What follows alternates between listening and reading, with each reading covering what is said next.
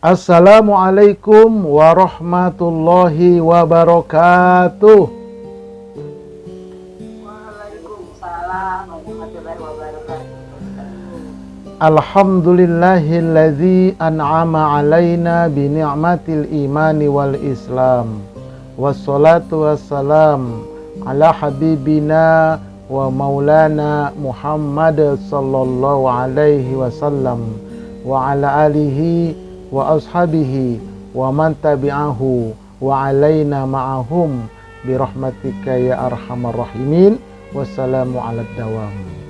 Tiada kata yang pantas untuk kita ungkapkan pada malam hari ini kecuali puji dan syukur kehadiran Allah Subhanahu wa taala dengan melafazkan kalimat hamdalah.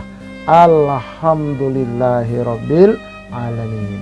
Salawat dan salam semoga Allah sampaikan keharibaan uswatun hasanah kita, Nabi kita Muhammad sallallahu alaihi wasallam.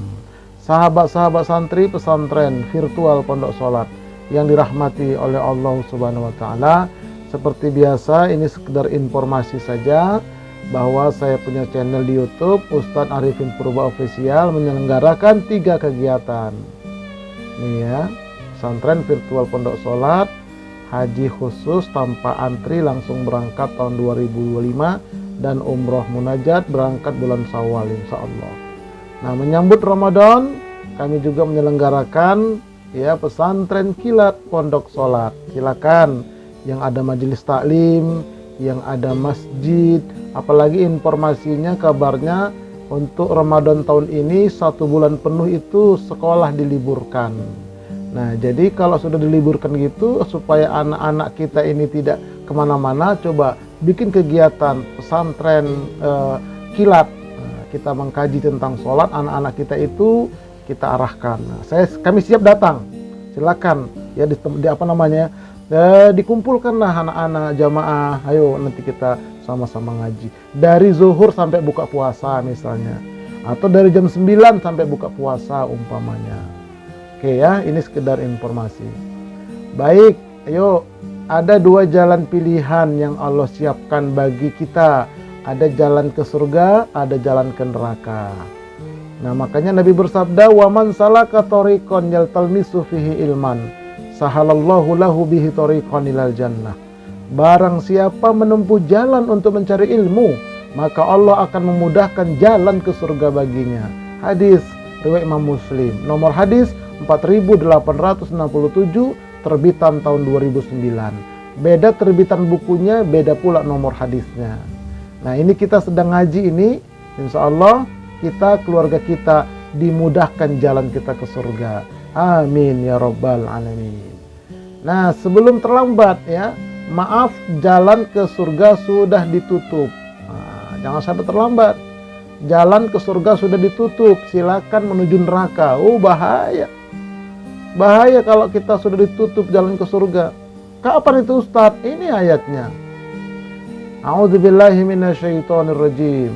Walaisati taubatu lilladzina ya'maluna sayyi'at hatta idza hadara ahadahumul maut qala rabbi qala inni tubtul an. Artinya, dan tidaklah taubat itu diterima Allah dari orang-orang yang mengerjakan dosa, yang hingga apabila datang ajal kepada seorang di antara mereka, barulah mereka mengatakan, sesungguhnya saya bertobat sekarang. Tertutup sudah pintu taubat ketika sakaratul maut.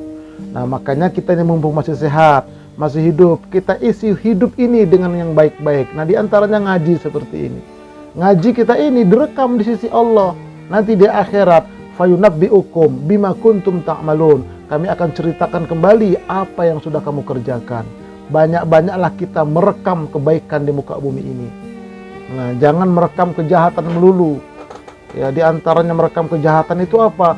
Memagar laut. Nah, itu bahaya itu. Nah, ya ini makanya ya, jadi kita isi ini dengan ikutin pengajian seperti ini. Masya Allah. Baik, nah, tema besar kajian kita masih tentang 20 macam sholat sunnah. Nah, kita akan masuk sekarang tentang sholat sunnah Idul Fitri. Ustadz, kan Idul Fitri masih lama. Ya, masih lama lah, memang 2 bulan lagi. kurang lebih ya, atau 3 bulan lagi ya, 2 bulan sampai 3 bulan dah.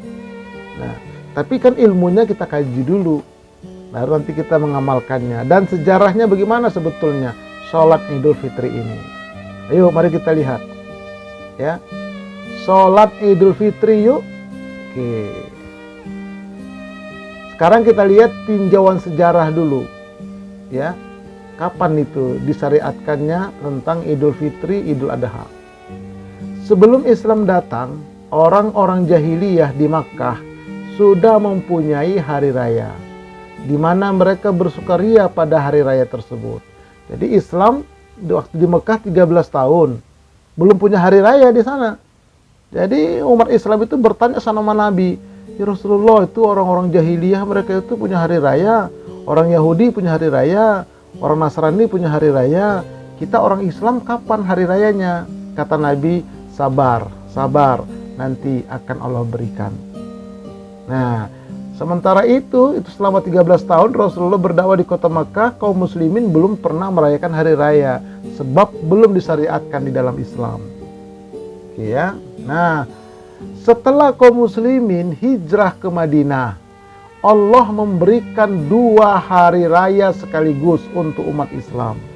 Jadi di Madinah baru dikasih sama Allah 2 sekaligus. Nggak main-main. Disebutkan dalam hadis, An Anas ibni Malikin qol, kana li ahli jahiliyati yaumani fi kulli sanatin yal'abuna fihima. Falamma qadiman nabiyyu sallallahu alaihi wasallam al Madinah, qala kana lakum yaumani tal'abuna fihima wa qad abadalakumullahu bihima khairan minhuma yaumal fitri wa yaumal adha. Artinya, dari Anas bin Malik berkata, adalah di masa jahiliyah ada 2 hari raya setiap tahunnya. Mereka bersukaria pada kedua hari raya tersebut, maksudnya orang jahiliyah. Maka tatkala Nabi tiba di Madinah, beliau bersabda, bagi kamu umat Islam diberikan 2 hari raya yang kamu bersukaria pada keduanya hari tersebut, karena sesungguhnya Allah telah menggantikan bagimu dengan yang lebih baik dari sebelumnya, yaitu hari raya Fitri dan hari raya Adha. Bahkan diharamkan puasa pada 2 hari raya ini. Wajib berbuka, wajib makan minum, tidak boleh, haram hukumnya berpuasa. Silakan kalian bersuka cita di situ, bergembira di situ, kata Allah, kata Nabi dalam hadisnya ini. Tapi jangan berlebihan. Nah, inilah hari raya kita. Jadi dalam hidup ini hanya 2 hari raya yang boleh dirayakan. Tidak disyariatkan merayakan hari kelahiran, hari bapak, hari emak, hari-hari ini, hari itu. Nggak ada syariat. Cuman 2 syariat, yaitu hari raya Fitri, hari raya Adha. Itulah dalam syariat Islam. Oke, hadis riwayat An-Nasa'i. Kemudian setiap tanggal 1 Syawal dan tanggal 10 Dzulhijjah setiap tahunnya, menurut kalender Hijriyah, umat Islam merayakan hari raya Idul Fitri dan hari raya Idul Adha. Pada kedua hari tersebut, kaum muslimin sangat dianjurkan untuk menegakkan sholat Id secara berjamaah. Ini dia. Dan bahkan kepada perempuan yang sedang datang bulan, tetap dianjurkan keluar rumah untuk mendatangi lapangan guna ikut merayakan pada pagi hari yang penuh berkah ini. Akan tetapi mereka hanya duduk hadir lalu mendengarkan khutbah, tidak ikut sholat berjamaah. Nah, secara umum sholat Idul Fitri dan sholat Idul Adha tidak jauh berbeda, begitu juga dengan cara pelaksanaannya, yaitu pada pagi hari. Hanya saja ada anjuran untuk memperlambat waktu dimulainya, khusus bagi sholat Idul Fitri. Hal itu untuk memberikan kesempatan bagi orang-orang yang belum menunaikan zakat fitri hingga batas waktunya, yakni ketika khatib naik mimbar. Jadi kalau Idul Fitri dia agak disunahkan itu agak lambat dikit ya. Kalau Idul Adha disunahkan lebih cepat dia, karena setelah saya sholat langsung mau motong kurban. Nah, kalau Idul Fitri dilambatkan karena ada orang mungkin yang mau membayar zakat fitri. Oke, taib ya. Nah, selanjutnya adapun waktu dimulainya sholat Idul Fitri adalah sama seperti sholat Idul Adha, yakni kira-kira setengah jam setelah matahari terbit. Setengah jam setelah matahari terbit. Kalau terbitnya misalnya jam 6, nah maka jam setengah 7 itu sudah boleh. Setengah jam setelah terbitnya, tulu. Ya. Habis tulu, syuruk. Habis syuruk baru itu duha, awal duha. Baik. Mengenai tempat pelaksanaan sholat Idul Fitri dan Idul Adha ialah di lapangan terbuka. Adapun masjid dapat menjadi lokasi alternatif misalnya ketika cuaca buruk sehingga lapangan tidak memungkinkan sebagai tempat sholat. Hal ini pernah dilakukan oleh Rasulullah Sallallahu Alaihi Wasallam. Nah, hukum sholat Id sekarang kita lihat. Menurut pendapat yang lebih kuat, hukum sholat Id adalah wajib bagi setiap muslim, baik laki-laki maupun perempuan yang dalam keadaan mukim, tidak bepergian. Ini menurut pendapat ulama ya, dari 4 mazhab itu.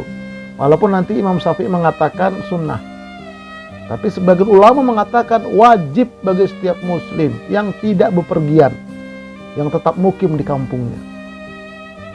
Nah, berdasarkan hadis an Ummi Atiyah qalat amarona ta'nin nabiyya sallallahu alaihi wasallam an nukhrija fil aidain wal awatiq wa zawatil khudur wa amarul huyado ayyatazilna musallal muslimin. Dari Ummu Atiyah ia berkata, Nabi memerintahkan kepada kami agar mengajak serta keluarga, para gadis dan para wanita-wanita yang dipingit pada 2 hari raya, dan beliau memerintahkan para wanita yang sedang haid menjauh dari musola, tempat sholat kaum muslimin. Jangan berada di dalam tapi di pinggiran duduk. Jadi sampai-sampai orang yang datang bulan pun diajak untuk ke lapangan untuk menegakkan sholat Idul Fitri atau Idul Adha ini. Nah, hadir. Nah, ini kalau nggak perintah wajib apa? Kata para ahli ulama mensikapi hadis ini. Jadi ada yang mengatakan adalah fardu ain, wajib bagi setiap muslim. Tapi ada yang mengatakan sunnah. Baik. Adapun argumentasi sebagian ulama yang mengatakan wajib, ini dia argumennya. Pertama, Rasulullah Sallallahu Alaihi Wasallam terus menerus menegakkan sholat Id selama hidupnya. Ya, terus menerus menegakkan sholat Id selama hidupnya, nggak pernah absen. Tuh, oke, yang pertama. Yang kedua, Nabi Sallallahu Alaihi Wasallam memerintahkan kaum muslimin untuk keluar rumah untuk menunaikan sholat Id. Perintah untuk keluar rumah menunjukkan perintah untuk melaksanakan sholat Id itu sendiri bagi orang yang tidak punya uzur. Di sini dikatakan wajib karena keluar rumah merupakan wasilah atau jalan menuju sholat. Jika wasilahnya saja diwajibkan, maka tujuannya yaitu sholat otomatis pun wajib juga. Ini argumentasi kedua. Ayo keluar, ayo ke masjid, ayo datang, begitu. Itu argumentasi ulama yang mengatakan ini adalah fardu ain. Nah, kemudian ketiga, ada perintah dalam Al-Quran yang menunjukkan wajibnya sholat Id itu, yaitu firman Allah, fasolli li rabbika wanhar. Surah Al-Kautsar, dirikanlah sholat, maksudnya sholat Idul Adha, dan berkurbanlah. Nah, ini dalilnya. Jadi al-amru fil asli adalah wajibun. Perintah asalnya itu adalah wajib, kata sebagian ulama. Ini dalil yang mengatakan bahwa sholat Id itu adalah wajib. Alasan keempat, sholat Jumat menjadi gugur bagi yang telah melaksanakan sholat Id jika kedua sholat tersebut bertemu pada hari Id. Padahal sesuatu yang wajib hanya boleh digugurkan dengan yang wajib pula. Jika sholat Jumat itu wajib, maka dengan demikian hanya dengan sholat Id. Jadi kalau hari Jumat itu jatuh pada hari Id, hari Jumat, ya hari Raya Idul Fitri atau Idul Adha pada hari Jumat, paginya sudah sholat Id, maka nanti Jumatnya itu boleh sholat, boleh enggak. Johor juga enggak usah. Boleh sholat Jumat, boleh tidak. Boleh ngadakan, boleh tidak. Itu nanti hadisnya kita lihat. Nah, jadi sampai-sampai sholat Id ini bisa menggantikan sholat Jumat. Padahal kan wajib sholat Jumat. Tapi bisa digantikan kalau sudah sholat kamu tadi pagi, untuk Jumatnya nanti mau sholat mau enggak, begitu kata Nabi. Nah, berarti kan wajib, begitu. Sebagian ulama argumentasinya. Nah, kemudian waktu pelaksanaan sholat Id, menurut mayoritas ulama, baik itu ulama Hanafiyah, Malikiyah, dan Hambaliyah, waktu sholat Id itu dimulai matahari setinggi tombak sampai waktu zawal, sampai waktu zuhur. Nah, Ibnu Qayyim mengatakan Nabi SAW biasa mengakhirkan sholat Idul Fitri dan mempercepat pelaksanaan sholat Idul Adha. Ibnu Umar sangat dikenal mencontoh ajaran Nabi SAW, tidak keluar menuju lapangan kecuali hingga matahari meninggi. Nih kalau sholat Idul Fitri terutama sudah betul-betul naik, ya kira-kira jam 1 jam setelah naik atau setengah jam 1 jam, baru Umar ke lapangan siap-siap untuk melaksanakan sholat Idul Fitri. Nah, kemudian tujuan mengapa sholat Idul Adha itu dikerjakan lebih awal adalah agar orang-orang dapat segera menyembelih kurbannya. Sedangkan sholat Idul Fitri agak diundur bertujuan agar kaum muslimin masih punya kesempatan untuk menunaikan zakat fitri. Jadi kalau berzakat fitri itu khotib sedang di mimbar itu masih sah, tapi begitu khotib turun, nah udah habis waktunya. Jadi sengaja itu diundurkan sholatnya supaya ada kesempatan orang membayar zakat fitri di limit waktu itu, di injury time waktu itu. Oke ya. Nah, kemudian tempat pelaksanaan sholat Id. Tempat pelaksanaan sholat Id lebih utama, lebih afdol dilakukan di tanah lapang. Kecuali jika ada uzur seperti hujan, maka boleh dilakukan di masjid atau di ruangan. Kemudian dalilnya ini, An Abi Sa'id Al-Khudri qala, kana Rasulullah sallallahu alaihi wasallam yakhruju yaumal fitri wal adha ilal musalla fa awwalu syai'in yabda'u bihi sholatu thumma yansarifu. Dari Abu Sa'id Al-Khudri berkata, pada hari raya Idul Fitri dan Idul Adha, Rasulullah sallallahu alaihi wasallam keluar menuju tempat sholat lapangan. Jadi musola itu arti katanya lapangan. Kalau kita di sini musola itu yaitu yang kita sholat, yang nggak ada sholat Jumatnya, itu musola. Padahal aslinya musola itu lapangan. Kalau yang nggak ada tempat sholatnya, itu namanya masjid sogir. Sudah kita kaji dulu ya. Yang ada Jumatan, masjid jami'. Yang tidak ada Jumatan, masjid sogir. Itu. Dan pertama kali yang beliau kerjakan adalah sholat hingga selesai. Hadis riwayat Imam Bukhari. Ini maksudnya sholat Id. Ya. Kemudian selanjutnya lagi kita lihat tuntunan ketika hendak keluar melaksanakan sholat Id. Nah, ini ada hal-hal yang harus kita lakukan sebelum kita berangkat. Yang pertama, dianjurkan untuk mandi sebelum berangkat sholat. Ibnu Qayyim mengatakan terdapat riwayat yang sahih yang menceritakan bahwa Ibnu Umar yang dikenal sangat mencontoh ajaran Rasulullah SAW biasa mandi pada hari Id sebelum berangkat sholat Id. Ya, ini dalilnya.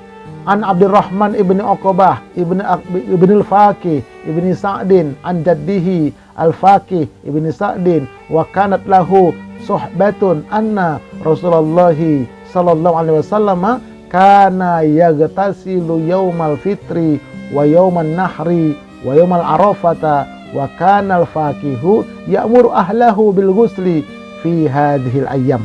Artinya dari Abdurrahman bin Uqbah bin Faqih bin Sa'din, dari kakeknya Al-Faqih bin Sa'din, bahwasanya Rasulullah sallallahu alaihi wasallam mandi pada hari raya Fitri, hari raya Adha, dan hari Arafah. Dan adalah Al-Faqih memerintahkan keluarganya untuk mandi pada hari-hari tersebut. Mandinya apa? Mandinya seperti mandi wajib. Nah, cuman niatnya sengaja aku mandi Idul Fitri, sengaja aku mandi Idul Adha, sengaja aku mandi ketika mau wukuf di Arafah. Nah, 3 hari inilah yang ada mandinya. Ya, tambah lagi nanti hari Jumat. Tuh ada mandi Jumat. Adapun cara mandinya, nanti kita akan kita jelaskan secara rinci pada tingkat pemantapan, insya Allah. Ya, cara mandinya. Oke, jadi mandi dia. Ya, mandi ketika Idul Fitri ini sebelum berangkat. Yang kedua, berhias diri dan memakai pakaian yang terbaik. Ibnu Qayyim mengatakan Nabi SAW biasa keluar ketika sholat Idul Fitri dan Idul Adha dengan pakaian yang terbaik. Nih, yang paling bagus ya. Kalau ibu-ibu pakai mukena yang bagus, jangan yang udah kayak lalatan, jangan yang udah kena keringetan, cari siapkan pakaian yang paling bagus. Itu yang terbaik ya. Siapkan dia. Nah, yang ketiga, makan terlebih dahulu menuju sholat Id khusus untuk sholat Idul Fitri. Jadi kalau mau berangkat sholat Idul Fitri itu disunahkan makan dulu dikit atau minum dikit. Kalau nanti Idul Adha, nah jangan makan, jangan minum. Pulangnya nanti Idul Adha. Kalau Idul Fitri disunahkan makan semur dulu atau apalah sebelum berangkat ke tempat sholat Id. Nah, ini dasarnya. An Ibni Buraidah an abihi anna Rasulullah sallallahu alaihi wasallam kana la yakhruju yaumal fitri hatta yakula wa kana la yakulu yauman nahri hatta yarji'a. Dari Ibnu Buraidah, dari bapaknya berkata, pada hari Idul Fitri Rasulullah sallallahu alaihi wasallam tidak keluar untuk sholat Id sehingga beliau makan lebih dulu. Sementara pada hari kurban beliau tidak makan hingga kembali dari sholat Id. Nah, jadi itu kebalikan ya. Kalau Idul Fitri makan dulu, fitri itu makan. Ya. Kalau Idul Adha puasa dulu, nanti pulangnya baru makan. Menahan dulu kalau Idul Adha, pulangnya nanti baru makan. Kalau Idul Fitri makan dulu deh. Nah, ini tuntunannya berdasarkan hadis riwayat Imam Ibnu Majah. Nah, juga hadis ini an Abdullah bin Buraidah an abihi qala kana an-nabiyyu sallallahu alaihi wasallam la yakhruju yaumal fitri hatta yata'am wa la yata'am yaumal adha hatta yusalli. Dari Abdullah bin Buraidah, dari ayahnya dia berkata bahwa Nabi sallallahu alaihi wasallam tidak keluar ke tempat sholat pada hari raya Fitri sampai beliau makan lebih dulu, dan beliau tidak makan terlebih dahulu pada hari raya Adha sampai beliau sholat terlebih dahulu. Ini tadi menguatkan yang tadi ya. Jadi hikmah dianjurkan makan sebelum berangkat pada sholat Idul Fitri adalah agar tidak disangka bahwa hari tersebut masih berpuasa. Sedangkan untuk sholat Idul Adha dianjurkan untuk tidak makan terlebih dahulu adalah agar daging kurban bisa segera disembelih dan dinikmatin setelah sholat Id. Nah, itu hikmahnya. Jadi indah Islam itu, luar biasa. Itulah ya, indah sekali Islam itu. Baik, nah selanjutnya yang keempat, disyariatkan dilakukan oleh setiap orang dengan menjaharkan, mengeraskan bacaan takbir. Ini berdasarkan kesepakatan 4 ulama mazhab. Ya, maksudnya kalau mau berangkat itu takbir dulu dari rumah, Allahu Akbar, Allahu Akbar. Itu boleh 2, boleh 3, Allahu Akbar, Allahu Akbar, Allahu Akbar. Jadi ada 2 versi dia. Nah, yang kelima, menyuruh wanita dan anak kecil untuk berangkat sholat Id. Dalilnya sebagaimana disebutkan dalam hadis Ummu Atiyah tadi yang pernah kami sebutkan di depan. Namun wanita tetap harus memperhatikan adab-adab ketika keluar rumah, yaitu tidak berhias terlalu cantik ya, dan tidak memakai harum-haruman yang berlebihan. Standar aja dia. Jangan pula bersolek dia.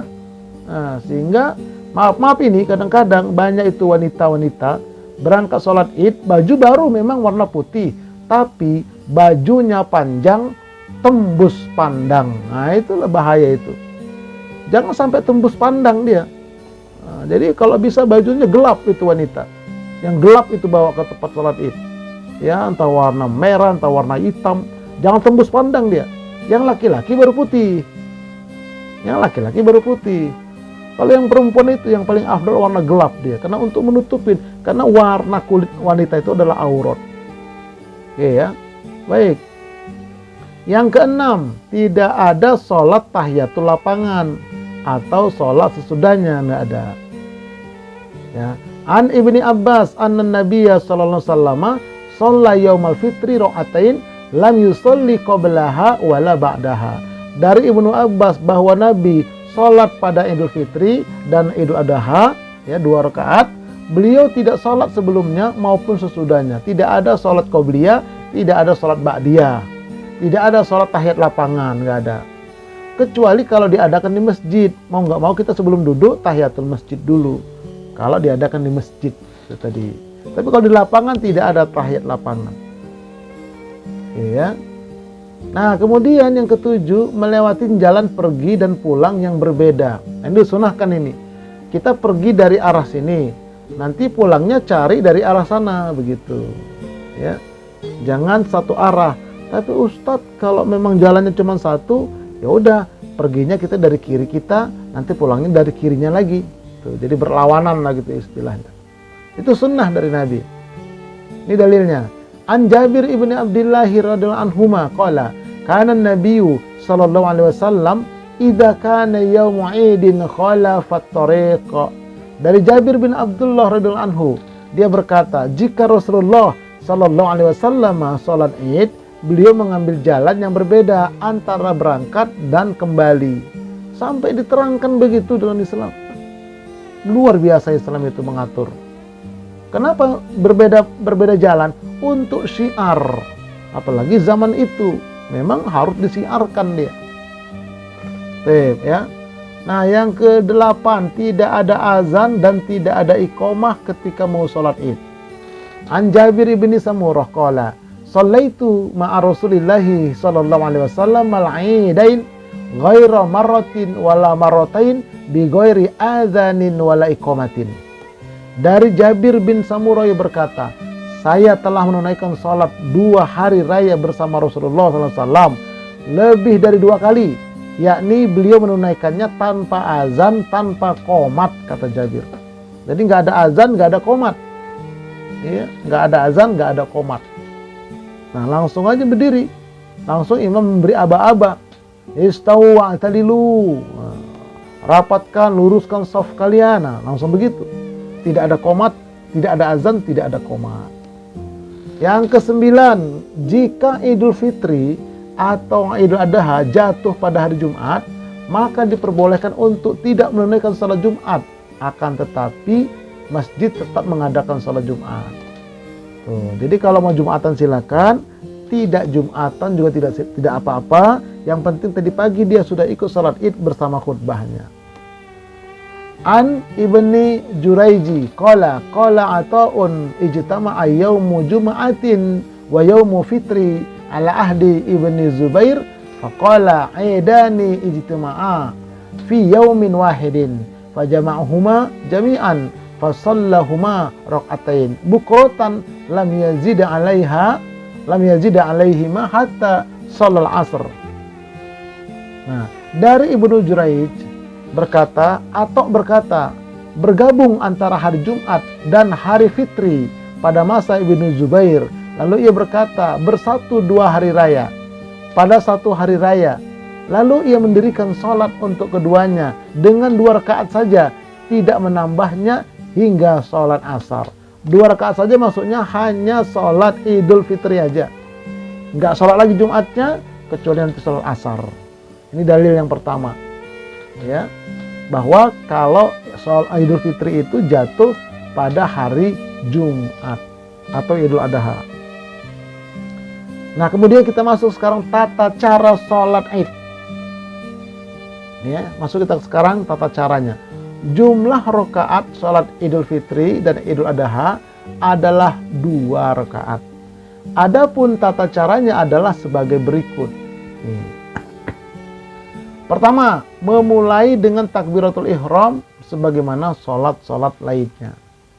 Tetap ada takbiratul ihram. Nah, yang kedua, bertakbir zawaid atau tambahan sebanyak 7 kali takbir sebelum memulai Al-Fatihah. Boleh mengangkat tangan ketika takbir-takbir tersebut sebagaimana dicontohkan oleh Ibnu Umar. Ibnu Qayyim mengatakan Ibnu Umar yang dikenal sangat meneladani Rasulullah SAW biasa mengangkat tangan dalam setiap takbir. Jadi takbir pertama namanya takbiratul ihram. Takbir yang 7 itu namanya takbir zawaid. Zawaid itu ziyadah tambahan. Ya. Tadi pertama takbiratul ihram Allah. Nah, itu jadi Allah, ketika Allah itulah aku niat itu nanti. Aku niat sholat Idul Fitri. Allahu Akbar gitu. Nah, kemudian setelah kita membaca doa iftitah habis takbir pertama itu, baru kita tambahlah ya takbir yang 7 itu. Nanti ada bacaannya di antaranya. Tuh, takbir yang 7 namanya takbir zawaid. Takbir zawaid. Nah, kalau takbir pertama takbiratul ihram. Nanti takbir perpindahan dari satu ruku ke i'tidal ke sujud namanya takbir imtikhol. Nah, itu nanti kita ketemu nanti itu ketika pemantapan. Ya, ketemu nanti dengan dalil-dalilnya.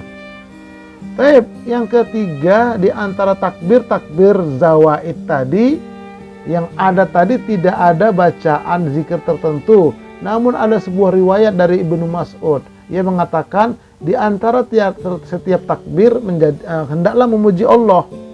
Nah, ini Syekhul Islam mengatakan bahwa sebagian salaf di antara setiap takbir membaca subhanallah walhamdulillah wala ilaha illallah wallahu akbar Allahumma gfirli warhamni Allahu akbar. Tapi selama ini kan kita kadang-kadang sampai wallahu akbar Allahumma gfirli warhamninya enggak. Jadi yang mana aja boleh asalkan isinya memuji Allah, isinya takbir dan sebagainya. Nah, ini. Jadi ini adalah ijtihadnya di antaranya adalah Syekhul Islam Ibnu Taimiyah dan ulama-ulama lain. Nah, makanya sampai kepada kita sekarang bacaannya itu subhanallah walhamdulillah wala ilaha illallah wallahu akbar. Seperti bacaan orang tawaf. Tawaf juga begitu kan? Subhanallah walhamdulillah wala ilaha illallah wallahu akbar, tapi ada tambahan lagi. Nah, jadi seperti itulah ya takbir yang 7 itu. Ustadz, andai kata nggak baca itu takbir aja boleh, tapi nggak dapat pahala sunnah. Kita disunahkan gitu memuji Allah di situ.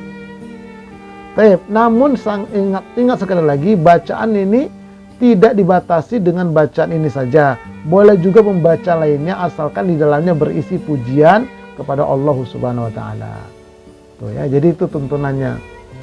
Nah, kemudian yang keempat, membaca surah Al-Fatihah. Dilanjutkan membaca surah lain. Surat yang dibaca Nabi adalah surat Qaf pada rakaat pertama dan surah Al-Qamar pada rakaat kedua. Itu Nabi ketika itu. Enak bacaan Nabi. Iya, merdu luar biasa. Jadi setelah takbir tadi 7 takbir, ya pertama tadi kan takbiratul ihram, membaca doa iftitah, baru 7 kali takbir baca di antara tadi itu. Nah, setelah itu langsung Fatihah. Ini imamnya ya. Imamnya. Nah, kemudian setelah itu imamnya membaca surah Qaf rakaat pertama, membaca surah Al-Qamar rakaat kedua. Berdasarkan hadis, anna Umar ibn al-Khattab sa'ala Aba Waqidin asa al-Laisi maka yaqra'u bihi Rasulullah sallallahu alaihi wasallam fil adha wal fitri faqala kana yaqra'u fihima biqaf wal Qur'anil Majid wa qatarabat as-sa'atu wa insyaqqal qamar. Itu artinya surah Qaf dan surah Al-Qamar. Ini artinya ya, bahwa Umar bin Khattab pernah bertanya kepada Abu Waqi Al-Laitsi, surah apa yang dibaca oleh Rasulullah SAW ketika mengerjakan salat Idul Adha dan salat Idul Fitri? Beliau menjawab, beliau membaca surat Qaf wal Qur'anil Majid dan iqtarabatis sa'atu wal qamar wa saqal qamar. Tuh, jadi surat Qaf dan salat Al-Qamar. Ini hadis riwayat Imam Muslim. Nah, ini tentunya nanti kalau dia itu imamnya itu hafiz, boleh baca itu. Cuman kadang-kadang nanti jamaahnya banyak yang gerah, agak panjang soalnya. Ya. Nah, atau membaca surah Al-A'la dan surah Al-Ghasyiyah. Nah, ini kebanyakan yang dibaca. Saya juga kalau jadi imam baca ini. An-Nu'man ibni Bashir qala kana Rasulullah sallallahu alaihi wasallam yaqra'u fil idaini wa fil jumu'ati bisabbihismi rabbikal a'la wa hal ataka hadithul ghasyiyah qala wa ijtama'a al-idu wal jumu'atu fi yaumin wahidin yaqra'u bihima aidan fi shalatain.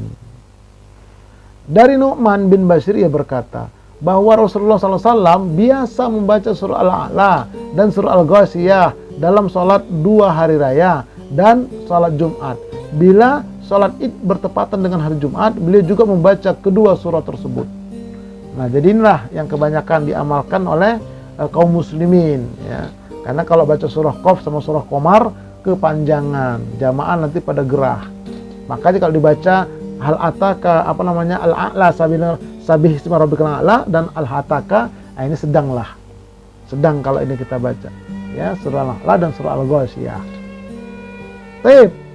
Yang kelima, setelah membaca surat kemudian melakukan gerakan sholat seperti biasa, yaitu ruku, i'tidal, sujud, antara dua sujud, berdiri lagi ke rakaat kedua.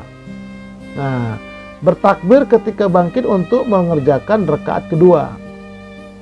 Nah, kemudian yang ketujuh, kemudian bertakbir zawaid lagi atau takbir 5 kali, sebanyak 5 kali. Ya, takbir selain takbir bangkit dari sujud sebelum memulai surat Al-Fatihah dan melafazkan zikir seperti pada rakaat pertama. Nah, jadi pada rakaat kedua takbirnya 5 kali, zawaidnya. Rakaat pertama tadi 7 kali. Nah, kadang-kadang banyak imam itu ya karena dia mikirkan nanti khutbahnya, mikirkan bacaannya lagi, mikirkan masalah di rumah, mungkin belum beli pakaian untuk anak-anak. Jadi puyeng imamnya. Imamnya ini puyeng. Begitu dia rakaat kedua langsung Fatihah, nggak baca dia takbir ya. Takbir yang 5 itu. Gimana Ustaz sholatnya? Ya sah, cuma tukang pulang sempurna. Ya, diingatkan dari belakang pun kadang-kadang dia nggak mau tahu. Subhanallah, nggak mau tahu juga dia. Nah, makanya harus betul-betul konsentrasi. Ya.